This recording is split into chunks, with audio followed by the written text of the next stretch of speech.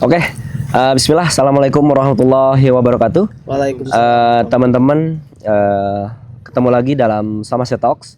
Episode kali ini kita akan bahas sebuah produk dari Samase, yaitu Tactical Geovest dengan kode L012.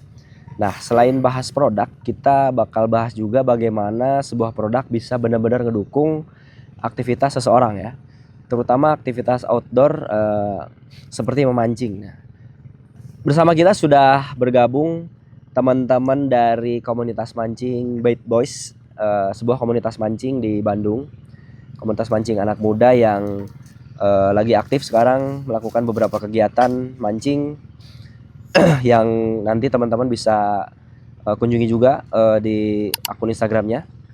Bersama kita sudah hadir Mas Agung ya, Mas Agung perwakilan dari Bait Boys dan Mas Iqbal. Mas Iqbal ini perwakilan dari Bait Boys plus salah satu tim R&D-nya Samase. Jadi sekalian kita bongkar, kita bahas seperti apa Tactical Geovest atau rompi taktikal Samase ini ya. Sekarang untuk Kang Agung ya.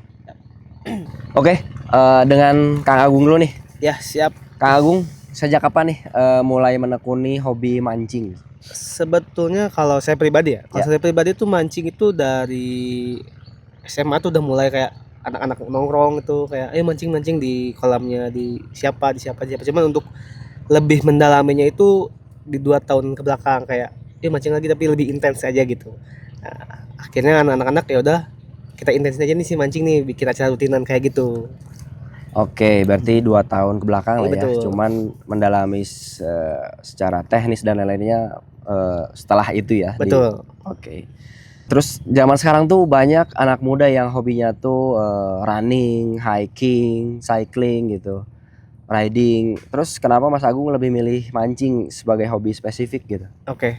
Nah, sebelumnya kenapa lebih memilih mancing dibanding orang-orang pada umumnya tuh kayak sepedahan, lari, hiking dan lain-lain. Sebenarnya balik lagi ke orangnya masing-masing ya, karena yang namanya hobi itu selera. Oke. Nggak bisa dipaksakan gitu. Nah, mungkin kenapa saya lebih suka mancing karena yang pertama itu lebih ke perginya lebih jauh aja, jauh dari rumah gitu. Bisa jauh. sekalian jalan-jalan gitu ya. Betul. Oke. Sama mungkin plusnya itu bisa langsung ke alam, langsung kayak mungkin kayak sama kayak hiking deh kayak gitu. Oke. Mancing itu banyak yang bilang nggak lepas dari kesabaran nih. Betul. Jadi sangat berkaitan dengan kesabaran ya. Betul. Terus apa yang bikin orang itu betah berlama-lama nungguin ikan? Oke, betul sekali tuh. Mancing itu memang butuh yang namanya sangat-sangat butuh kesabaran. Oke. Yang dimana yang mancing tuh nggak akan mungkin kita cuman cukup 1 jam sebetulnya. Oke. Ada yang 5 jam, bahkan ada yang 1 hari penuh tuh untuk mancing, apalagi di laut seperti itu kan. Nah, sebetulnya ada poin plusnya mancing itu, karena ketika kita menunggu sambaran ikan, kita bisa ibaratnya muhasabah diri lah. Weh, Masya Allah. Kayak berpikir gimana cari solusi untuk besok atau untuk urusan kerjaan, itu bisa menangin pikirannya dari situ gitu. Nah, ketika boomnya itu ya ketika dapat sambaran ikan, apalagi memang target ikan yang kita pengen gitu. Nah, mungkin kelebihan dari mancing itu seperti itu. Jadi selama seharian itu kita nggak full akan bisa dapat ikan sebetulnya, tapi bisa menenangkan diri kita sendiri kayak gitu. Oke, Mas Agung, yang ngebedain komunitas mancing atau perkumpulan mancing yang lain dengan si Bait Boys sendiri itu apa? Oke, untuk terutama Bait Boys nih ya, karena kita tuh pengennya itu kenapa banyak yang anak muda nih yang sekarang mulai menggiat mancing ini, ingin merubah persepsi orang-orang yang sekarang tuh yang kayak mancing tuh persepsinya kayak orang tua jadul gitu kan, yang setelannya tuh ya kurang enak dilihat lah gitu. Nah, justru Bait Boys ini pengen merubah persepsi itu gitu, bahwa mancing itu fun, mancing itu keren gitu. Sekarang anak-anak bilang tuh culture lah gitu. Makanya kita mancing dengan setelannya rapi, nggak pakai sandal capit, pakai sepatu-sepatu zaman sekarang gitu, pakai outfit yang memang enak dilihat kayak gitu. Oke. Berarti bisa dibilang dengan Bait Boys strike bisa dalam keadaan culture gitu ya. Betul. Ini nih komunitas culture-nya Bandung nih, untuk dari segmen mancing. Teman-teman yang mau gabung nanti bisa mungkin ya. Bisa banget. Yang awam, yang pengen belajar bisa ya. Betul. Oh, Masya Allah. Kita bahas sedikit teknis nih. Kalau mancing itu biasanya persiapannya yang harus dibawa tuh minimal apa aja nih dari yang dasarnya dulu nih. Yang pasti yang pertama alat pancingnya sendiri ya. Oke. Alat pancing sendiri, terus bahkan mungkin di tempat-tempat yang pemancingan umum kayak khususnya kolam, itu biasanya mereka tuh menyediakan alat pancingnya. Oke. Jadi kalau misalkan kita yang pengen mancing tapi nggak punya alatnya, itu bisa sewa atau bisa Oke. memang udah fasilitasnya. Yang pertama udah pasti alat pancingnya. Yang kedua itu kayak keperluan pribadi kita nih. Apalagi kalau misalkan kita pergi mancing wild fishing atau mancing liar. Oke. Nah, kita butuh apa selama kita di perjalanan ataupun ketika kita di spot mancingan nih. Karena yang namanya wild fishing itu akan pasti banyak resikonya. Oke. Entah itu karena kail kita sendiri ataupun kita terjebur ke air gitu. Nah, Oke. itu kayak entah itu P3K-nya atau misalkan obat-obatan itu harus dipersiapkan. Itu yang pertama, yang paling penting sih itu sebetulnya. Oke. Berarti memang dari segi persiapan harus proper ya. Maksudnya proper tuh dalam artian biar kita bisa nyaman dan nggak membahayakan diri sendiri ya. Betul sekali. Nah, lalu biasanya bawa peralatannya tuh pakai apa nih? Apakah ada tas khusus atau jaket khusus, rompi atau celana kargo atau apa nih biasanya? Kalau untuk membawa barang-barang yang untuk pancing ya, sebetulnya banyak sekarang kayak brand-brand alat pancing itu nyediain kayak mungkin kayak gini, itu namanya tackle box pancing gitu. Tackle box ya. Itu udah bisa cukup, sangat cukup untuk peralatan mancing. Oke. Nah, mungkin kalau untuk outfitnya untuk memudahkan kita ketika kita mancing itu contohnya kayak ini, kayak vest. Oke, Ini kita Masya bisa banyak kompartemen ini. Ini kayak bisa nyimpan entah itu gunting atau lure, itu bisa jadi lebih cepat aja gitu. ya, lebih ini ya, lebih memudahkan, nggak perlu Betul. langsung ke ini ya, ngambil ke Betul. boxnya ya. Ya, atau kan mungkin bisa pakai ransel atau apapun yang setidaknya itu tidak menyulitkan kita sendiri lah gitu. Oke. Jadi kalau memang nyamannya pakai tackle box ya tackle box kan harus dijingjing, tapi kalau misalkan memang nyamannya pakai ransel atau misalkan pakai sling bag atau pakai rompi ya silakan aja, jadi tidak ada aturan yang pasti sebetulnya gitu. Oke. Makasih ya Mas Agung. Ya, sekarang langsung kita bahas terkait produknya nih. Produknya langsung bersinggungan dengan orang yang bikinnya nih. Ada Mas Iqbal di salah satu tim R&D yang berkontribusi membuat si Tactical Geofest ini bisa rilis ya, bisa terproduksi. Nah, kita coba bahas sedikit-sedikit ya. Nah, dari sisi tim R&D nih, apa yang melatar belakangi lahirnya si Tactical Geofest ini, Mas Iqbal? Ya, jadi kita melihat banyak aktivitas outdoor yang membutuhkan akses cepat terhadap perlengkapan ya. Contohnya dalam kegiatan mancing ini kita perlu kan kayak tadi yang Mas Agung bilang itu perlu percepatan untuk menyimpan barang. Jadi misalkan gunting atau lure, box lure di dalam kantong pocket ya. Jadi kita melihat banyak aktivitas outdoor yang membutuhkan akses cepat terhadap perlengkapan, bukan hanya mancing tetapi juga bisa traveling, hunting foto, riding, hingga kegiatan lapangan lainnya. Dari situ muncul kebutuhan akan sebuah vest yang fungsional ya, nyaman dipakai dan tetap memiliki tampilan yang rapi untuk digunakan sehari-hari. Ya, berarti dari segi fungsionalitas dan looks-nya juga memang dipertimbangkan ya sama tim R&D ya. Nah, lalu apa nih pertimbangan memilih material twill non-stretch dengan gramasi 210 sampai 240 GSM, kisaran di 6 oz ya kurang lebih ya, yang cukup kokoh ya untuk si vest sendiri. Pertimbangannya apa ini dari tim R&D, Mas Iqbal? Kita memilih material ini karena material ini cukup punya struktur yang stabil dan juga cukup kuat untuk membawa perlengkapan, khususnya perlengkapan kita ya.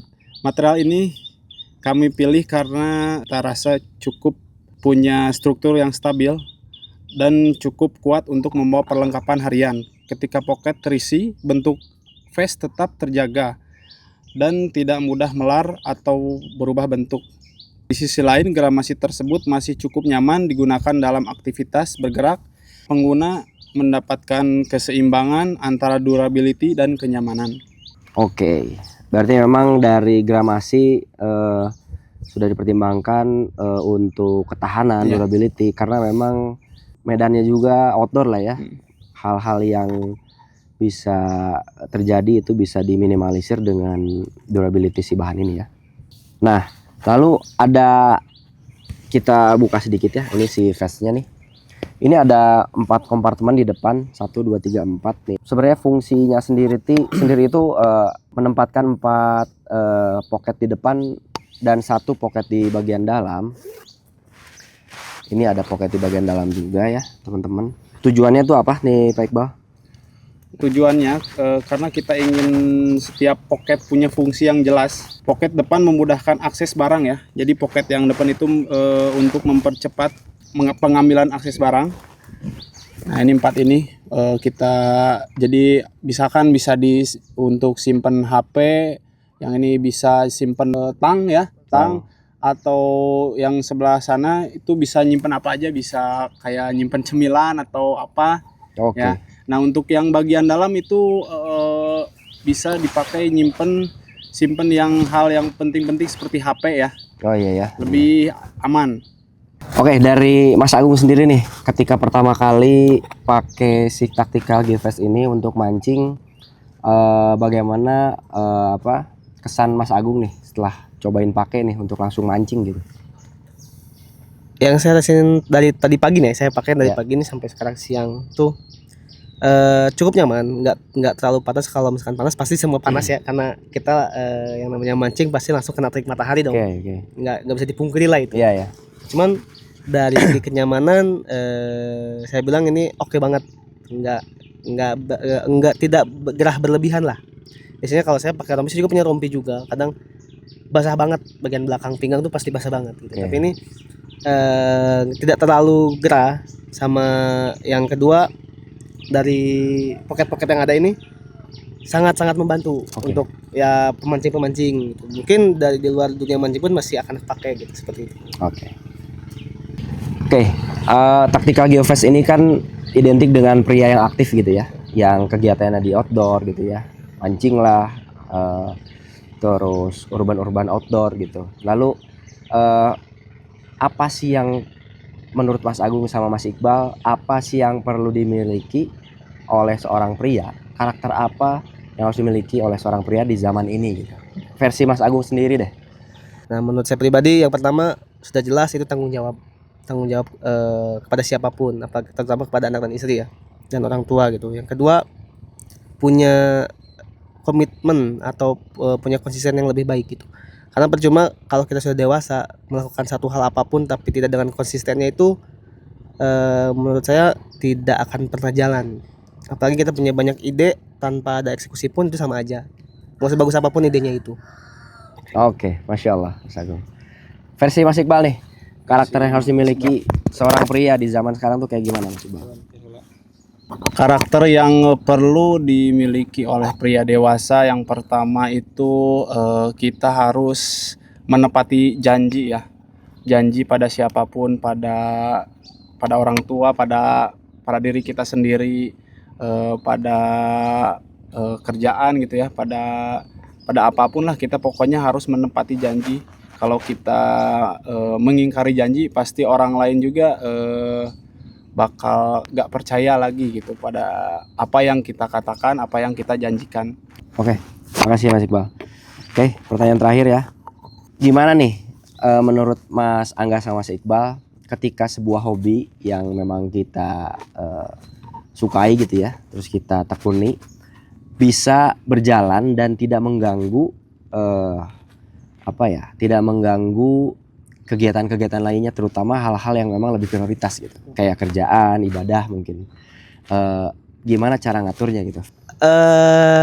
Yang pertama sih harus bisa memang schedule ya, punya schedule yang memang dibikin, entah itu setiap minggu ataupun setiap bulan sebetulnya, atau memang sudah dijadwalkan untuk mengosongkan jadwal untuk menjalani hobinya, entah itu mancing atau apapun lah. Kalau saya pribadi sudah bilang ke istri ataupun ke siapapun untuk kunci tanggal ibaratnya itu, jadi semua kerjaan pun gak akan keganggu. Kecuali memang ada kerjaan atau misalnya aktivitas yang memang itu tidak bisa dihindari lagi gitu. Itu saya gak akan bisa apa-apa lah, itu kan di luar rencana ya. Betul, di luar Di luar rencana rencana. kita gitu. Yang bisa kita kontrol itu adalah jadwal kita dulu nih, apa pekerjaan kita ya, prioritasnya yang mana, pekerjaankah, dari keluarga, atau dari mana gitu.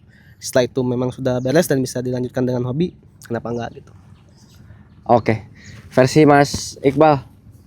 Nah ini kan kita tuh ini sebenarnya hanya hobi ya. Jadi hobi itu jangan sampai mengganggu prioritas yang utama kita. Jadi hobi itu sebenarnya dilakukan di saat aktivitas kita luang. Jadi jangan sampai hobi itu menghambat prioritas utama kita. Contohnya seperti ibadah tadi, kerja ya. Jangan sampai hanya karena hobi itu kita melalaikan atau meninggalkan pekerjaan, ibadah. Jadi kita harus Bisa mana prioritas, mana hobi. kita harus memilih, bisa memilih mana prioritas dan mana yang itu hanya Hobi ya? sekedar hobi. Oke. Biasanya kan mancing tuh ngambil waktu di akhir pekan ya. Nah, strategi apa nih buat bisa bikin keluarga di rumah tuh well gitu. Ah, versi masing-masing nih biasanya suka beda nih. Ini mah semua polemik ya, bukan dari pemancing aja Oh, sebetulnya. iya, Dari oke. semua Sampai curhat lah ya ini. Dari semua penghobi Buat semua sebetulnya teman-teman ya? itu Oke. pasti akan mengalami inilah dari setiap semua hobi. Saya yakin itu. Oke. Kalau mungkin kebanyakannya nih kayak kita besok mancing nih. Nah, biasanya tuh H-1 sebelum kita pergi tuh kita baik-baikin dulu orang rumah tuh biasanya. Oke. Entah itu kita ajak main keluar atau makan di luar.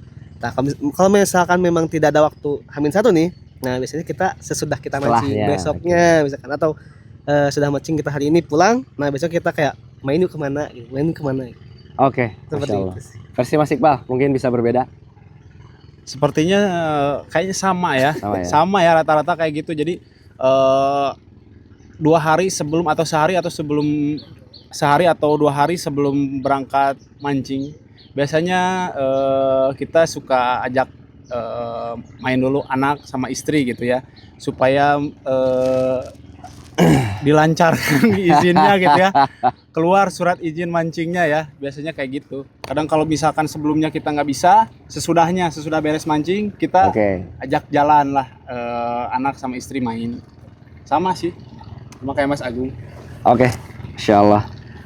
Berarti semua teman-teman yang punya hobi, terutama yang udah punya keluarga ya, pasti tetap memprioritaskan dulu keluarganya. Ketika kita nggak bisa ngutamain keluarga, ya udah lebih baik kita korbanin hobi kita gitu. Ketika bisa kita jalanin bareng-bareng, apa boleh buat, itu jauh lebih baik gitu ya teman-teman ya. Oke, banyak sekali manfaat dan ilmu-ilmu baru dari Sama Talks kali ini. Kita berdiskusi dengan teman-teman dari Bad Boys, komunitas mancing asal Bandung. Sekali lagi teman-teman yang mau bergabung atau penasaran, mau belajar, bisa langsung follow dan hubungi teman-teman di Bad Boys di Instagram ya. Oke, terima kasih banyak udah meluangkan waktunya bagi teman-teman Bad Boys. Salam buat teman-teman Bad Boys di Bandung dan di tempatnya masing-masing nggak bisa ikut kegiatan ini.